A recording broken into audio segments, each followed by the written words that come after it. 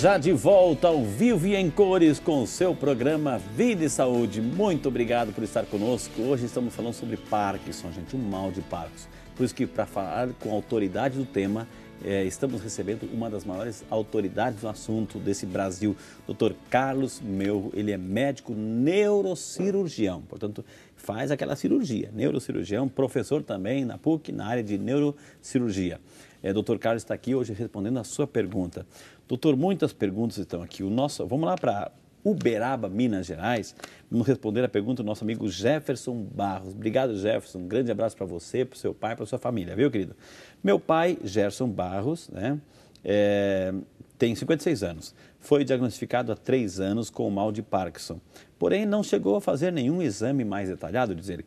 O médico diagnosticou pelos sintomas. Ele treme muito o braço, principalmente o esquerdo, e tontura. E hoje está sendo medicado com cloridrato de biperideno, 2 mg, e dicloridrato de pramipexol, 1 grama. Eu falo o nome do remédio para o médico entender, não que a gente está autorizando você também comprar esse remédio, pelo amor de Deus, viu?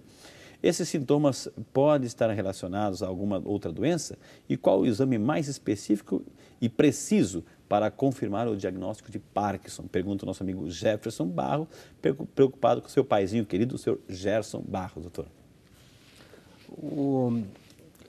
Como nós temos conversado, Gerson, o tremor é um dos sintomas do Parkinson. E eu acredito que o colega, o médico que o atendeu em Uberaba, Uberaba. Eu acredito que ele tenha feito um exame clínico detalhado, tomado detalhe dos sintomas que o seu pai sente, para se chegar a essa conclusão de que se trata da doença de Parkinson. O tratamento, esses medicamentos são apropriados e depende de mensurar o que é que nós estamos procurando tratar dentro da doença de Parkinson. Então, a medicação é adequada, como existem outras também, mas que se aplica a cada paciente. O diagnóstico do Parkinson é clínico, nós temos que verificar o quadro clínico, a história do paciente, como esses sintomas acontecem e examiná-lo. Aí, a partir daí, nós temos o diagnóstico. Os exames complementares, algumas vezes, são utilizados quando nós suspeitamos de que haja alguma coisa além da doença de Parkinson. Então, aí eles têm um valor maior. Ou quando nós diagnosticamos a doença de Parkinson e ela não responde ao tratamento, ou ela evolui de uma forma diferente, então aí sim os exames complementares têm um papel fundamental. Ô doutor, deixa eu fazer uma pergunta aqui. Eu estou recebendo uma série de perguntas aqui, ó. Meu esposo, meu marido, etc., tem a doença. É uma doença só do homem, doutor? Ou é predominantemente do homem? Um pouco maior nos homens, mas é praticamente igual. Igual. Então, porque aqui, seu esposo, é claro que as mulheres são muito mais corajosas, fazem perguntas, participam mais. A mulher cuida mais da sua saúde, isso já né? O homem, às vezes, é a mulher que marca a consulta, é a mãe que marca a consulta, é a irmã que marca a consulta. O homem não tem assim, muita essa mania de se cuidar melhor. Deveria, viu? Deveria. Doutor Edmar de Moura Pires, de Vitória da Conquista, Bahia. Obrigado, Edmar, que Deus te abençoe. Seu esposo tem mal de Parkinson e não teve tremores, porém vivia caindo. Depois que ele começou a tomar medicação, Prolopa, BD, isso aqui, ele começou a cair novamente, do nada. Gostaria de saber o que podemos fazer aí, a nossa amiga Edmar, preocupada com seu esposo que tem a doença e está caindo aí, doutor. Tem quedas. Um dos sintomas mais difíceis de nós contornarmos na doença de Parkinson é a dificuldade de equilíbrio, as quedas. É importante nesses pacientes, nesses casos, nós verificarmos o estado nutricional e físico do paciente. Eventualmente uma reabilitação física, procurando melhorar o equilíbrio, a força nas pernas, poderia trazer um benefício. Ô doutor, aqui a nossa amiga A Joélia, que mora em Caicó, obrigado Joélia, ela é Rio Grande do Norte, ela gostaria de saber se há algum exercício para prevenir o mal de Parkinson. Joélia, eu vou aproveitar a carona na sua pergunta. Parece que o povo lá na rua também fez uma pergunta semelhante à sua. Vamos ouvir aí, o povo pergunta.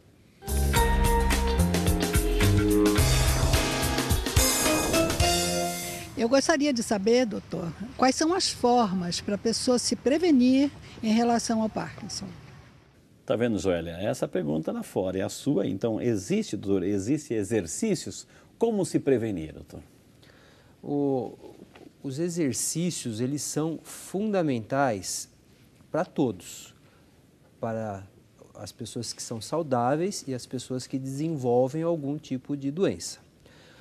O Parkinson, por se tratar de uma doença motora, com quedas frequentes, dificuldades de equilíbrio, exige que o indivíduo tenha um condicionamento físico apropriado, que ele realize exercícios para manter a sua musculatura saudável.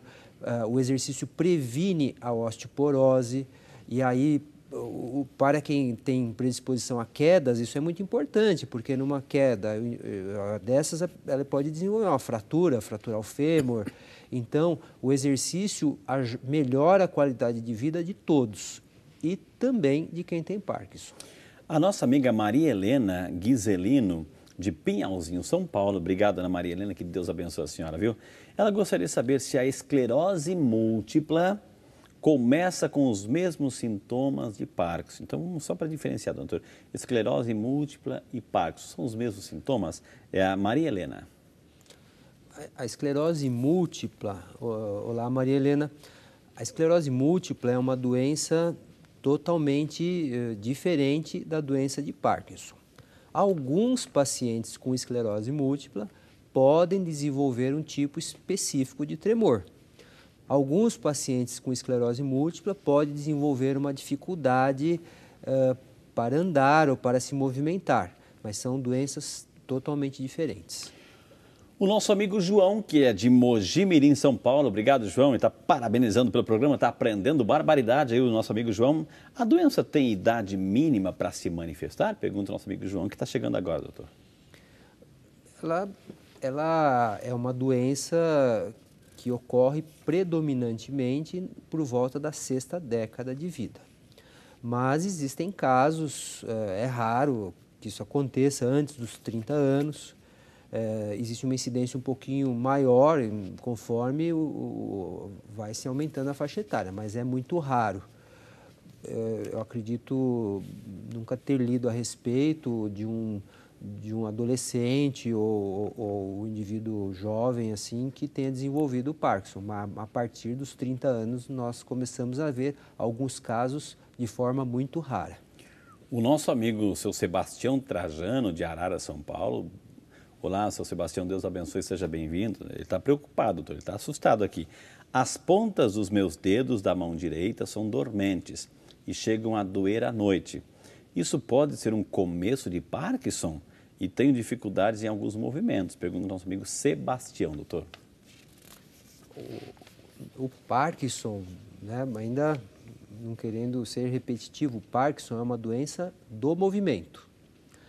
Então, não é comum a manifestação de dormências, principalmente de uma forma inicial da doença de Parkinson. É comum, às vezes, o indivíduo com Parkinson, devido às alterações posturais acarretadas pela doença, que ele desenvolva dor. O próprio mau funcionamento do sistema nervoso predispõe à ocorrência de sintomas de dor crônica, mas a dormência em si não é relacionada diretamente com o Parkinson. Doutor, eu quero dizer que fique à vontade, não se preocupe em ser repetitivo, porque aqui nós estamos ao vivo e muitos casuísmos, né? Muitos casos diferentes ou até mesmo semelhantes. Então fique à vontade, doutor, se precisa responder, reforçar a explicação, fique à vontade. A Ângela Pereira Pauline de Ariquemes, lá em Rondônia. Obrigado, Ângela, que Deus te abençoe. Obrigado aí ao povo de Ariquemes acompanhando o Vida e Saúde, Rondônia. Meu irmão é muito trêmulo, diz ela assim. Ele é muito nervoso. Isso teria algo a ver com o Parkinson, ou seja, a tremedeira e o nervosismo, doutor? É a nossa amiga Ângela preocupada com o irmãozinho dela. Não, Ângela, como vai. O tremor sozinho, ele não é o suficiente para determinar que o indivíduo tenha Parkinson. E pelo que eu entendi, acredito que ele seja jovem, né? Então provavelmente é um tremor de alguma outra origem, um tremor essencial, alguma coisa dessa natureza.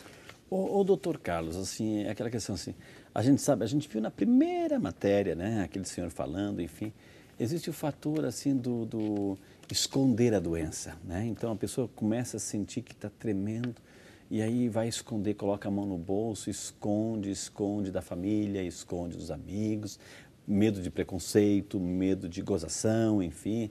E nesse caso, doutor, assim, como tem que enfrentar, porque ela vai se manifestar. Se não se cuidar, ela vai aumentar a intensidade. É isso, doutor? Sim. Como trabalhar, assim, o preconceito, como trabalhar, assim, a questão de quando a pessoa começa a sentir alguns sintomas e esconde, ela mesma esconde, por medo, talvez, por não querer admitir ou reconhecer que está com isso, doutor? É uma condição, assim, importante, que nós chamamos de embotamento social. É comum a pessoa passa a desenvolver um determinado sintoma e deixa de se expor, deixa de ir numa festa, deixa de frequentar a igreja, e ela fica escondida porque ela se sente angustiada em se mostrar daquela forma.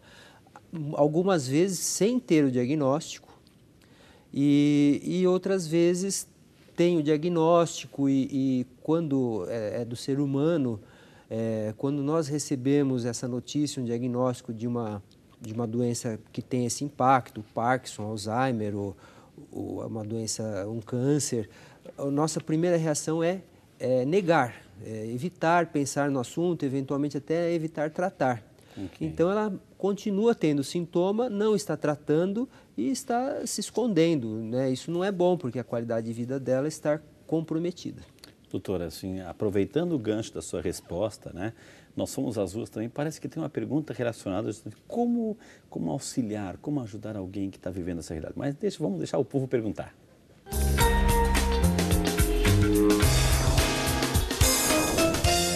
Doutor, meu nome é Suzana. Eu gostaria de saber como eu faço para ajudar alguém que tem um mal de Parkinson. Aí, doutor, como é que eu faço? Assim, tem tudo aquilo que a gente viu, a caridade, né, o amor, o afeto. A pessoa não pediu para estar doente, a pessoa não pediu para não só ter o Parkinson ou outra doença, um câncer, enfim. Ninguém pede para estar doente, ninguém gosta. Então, a pessoa que está em casa precisa de respeito, de carinho, de dignidade. Ou seja, e aí, doutor, como ajudar uma pessoa na prática, no dia a dia, doutor? Olá, Suzana, obrigado pela pergunta. Nós temos que ser humanos, nós temos que identificar as necessidades básicas desse nosso vizinho, desse nosso familiar e tentar ajudar no que for possível. Às vezes, ajudar a um passeio, a distrair, a melhorar o ânimo. Ajudar a colocar a meia no pé. Ajudar a se vestir, né? Ajudar a ir no supermercado, carregar sacola de compras. Então, são as necessidades básicas que, até num quadro avançado, o indivíduo tem dificuldade de se alimentar sozinho e de tomar banho. Então, ajudar no sentido de proporcionar esse conforto, essa dignidade à pessoa. Acho que são duas coisas ali, doutora, aproveitando a sua resposta muito bem, eu vejo duas realidades, a solidariedade e a humildade. A solidariedade de quem convive com alguém com Parkinson, tem que ser solidário, tem que ajudar a vestir a meia, colocar o sapato, enfim, ajudar, vai cair um copo, vai quebrar o copo, paciência, né? Tem que ajudar na alimentação. Então isso é a solidariedade, é a caridade, é o afeto, é o amor, né? Por outro lado, a pessoa que tem a doença tem que ser humilde, de poder também, né, reconhecer que está precisando. Não quero, isso aqui me deixa, etc. Não, tem que ter humildade também para reconhecer que precisa de ajuda. Aquela pessoa do seu lado quer ajudar você, então também deixa ela fazer um carinho em você ajudando. Duas coisas, solidariedade para quem não tem que está ajudando e humildade para quem tem que precisa também da ajuda do outro. Né, doutor? Tá certo? Correto. O doente também precisa reconhecer e deixar-se ser ajudado. Né? Precisa aceitar a ajuda do médico e a ajuda do seu círculo, dos seus familiares, dos seus vizinhos, tudo mais. Olha o fã-clube aqui se manifestando, minha gente. Olha o fã-clube aqui. Olá, Frei, o meu nome é Andréia, sou de Campinas, né? Estou adorando o programa. O Dr. Carlos operou meu pai há quase 3 anos, o senhor Antônio Gonçalves da Silva Filho. Olha que maravilha, está parabenizando, está agradecendo aqui, tá o fã-clube aqui. Eu gosto tanto disso, assim, é o reconhecimento pelo médico, que maravilha, viu? Obrigado, Andréia. E ela está associando assim, doutor, fazer atividade física, né, ajuda muito a melhorar a qualidade, né, da pessoa que tem a doença. Ela está parabenizando aí de coração a nossa amiga Andréia, né, doutor, de Campinas. Olá, Andréia. Olá, seu Antônio. O seu Antônio sabe que eu sempre pego no pé dele para que tem que fazer exercício físico, ele tem que ter uma musculatura saudável para conseguir lutar contra a doença. Nós juntos e ele forte para que a gente consiga... Ele resiste um pouquinho, doutor, Não, ele é um ótimo paciente. Os meus pacientes, a gente se dá bem e eles vão atrás. Sim, que Deus abençoe, seu Antônio. Força e coragem para o senhor. Obrigado, André, pelo teu carinho e teu reconhecimento aqui de mandar o e-mail parabenizando o médico. Eu gosto muito desse momento especial, viu? Parabeniza, olha aqui, a Luzia Carreira Bonfim de Campinas, Luzia Carreira, parabeniza o programa, está muito bom e diz ser paciente do Dr. Carlos Melro. Olha, outro fã-clube aqui, a nossa amiga Luzia Carreira de Campinas, também aqui, parabenizando o doutor por estar aqui hoje, doutor, né? Olá, Luzia, como vai? Esse é um caso também que ela está se tratando dessa doença, doutor, do Parkinson. A Luzia... Luzia Carreira Bonfim, doutor, assim, né? Bom, independente, está ligando, parabenizando, né? Obrigado, Luzia. Sou Heloísa, moro em Campinas. Noto que sou muito lenta nos movimentos. Sempre fui, mas agora, aos 61 anos, estou mais e mais lenta. E minha letra, que era bem, agora tenho dificuldade de escrever bem bonitinho. Devo pesquisar se é Parkinson? Pergunta a nossa amiga aí, Heloísa, de Campinas, está acompanhando o programa. Um beijo, dona Heloísa. Daí, doutor, a letrinha dela, tá alguns ritmos mais lentos.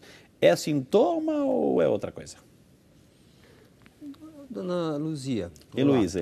Dona Heloísa. É algo significativo. Não podemos, assim, julgar que isso seja, mas se a senhora está percebendo que existe vamos dizer assim, uma queda na produtividade, a senhora está mais lenta, está tendo mais dificuldades em resolver as suas tarefas do dia a dia e associado a isso a caligrafia está se alterando, é interessante que procure um profissional para que seja visto e seja tratado corretamente. Eu acho que não deve ser deixado de lado, não. Que maravilha, gente. Eu, com esses elogios todos, é claro, né? Todos. Eu vou chamar o intervalo, na sequência temos mais um bloco, a gente dá tempo ainda de você ligar, participar e prestar muita atenção, porque agora vem a melhor, tudo até agora foi muito bom, viu? Mas agora vem a melhor parte, aquela que a gente vai anotar, vai consolidar assim, as informações sobre Parkinson. Quer saber isso e muito mais, além, é claro, nosso momento de oração daqui um pouquinho. Então não sai daí, a gente volta já só para você.